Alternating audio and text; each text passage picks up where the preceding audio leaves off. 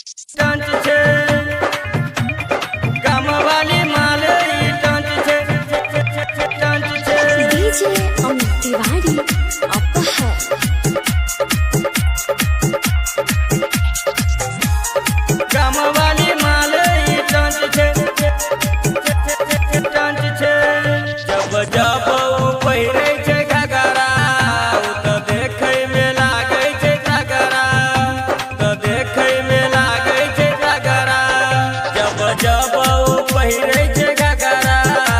तो देखे में लागे छे घाघरा गल गुल गुल्ला जवानी रसगुल्ला ई बनल पूरा ई मंच छे कामवाली माले टंच छे रे भैया कामवाली माले टंच छे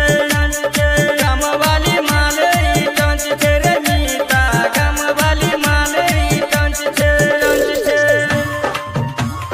कामवाली माले टंच छे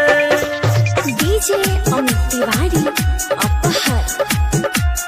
कामवाली माले टंच छे देखी के तोहर चढ़ल जवानी मन में चुटकी काटे छे गे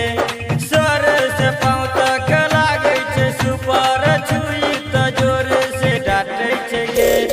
देखी के तोहर चढ़ल जवानी मन में चुटकी काटे छे गे सर से पाँव तक लागे छे सुपर छुई त जोर से डांटे छे गे एक कातिल वो करू उमरिया के जबना गिरा दे बिजुलिया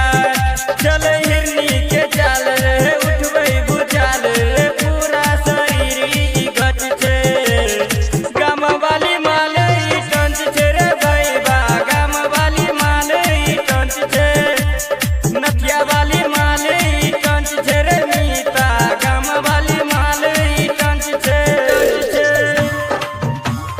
कामवाली माले टंच छे डीजे अमित तिवारी टंच छे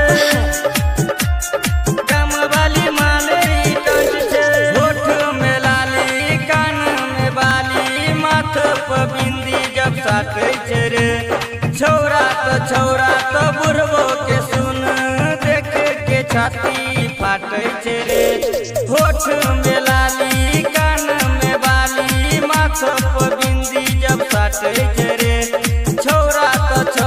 तो बुढ़बो के सुन देख के छाती फाटे छे रे